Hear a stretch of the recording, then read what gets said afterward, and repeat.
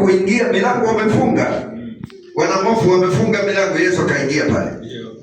Na hiyo ilikuwa haijatokea kabla hajafufuka, lakini baada ya kufufuka Yesu anaingia mahali ambapo pamefungwa.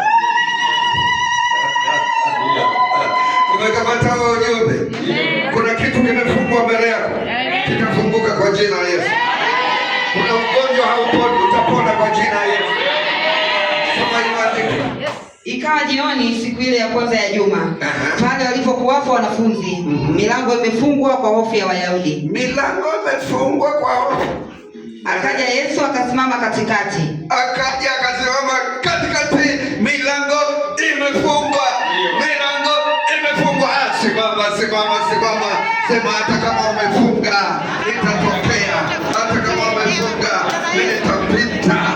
Wakiziba kushoto napita kulia.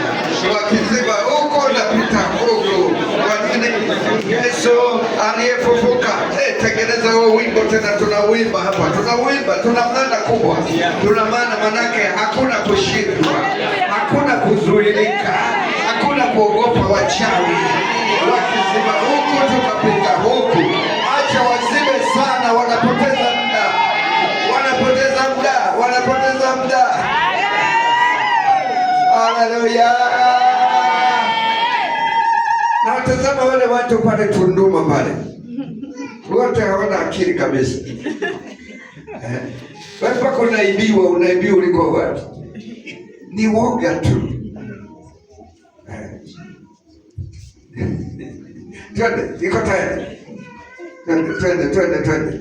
Wakiziba huko tutapita huko. Wakiziba huko tutapita huko. Nazungumza. Hapo kuna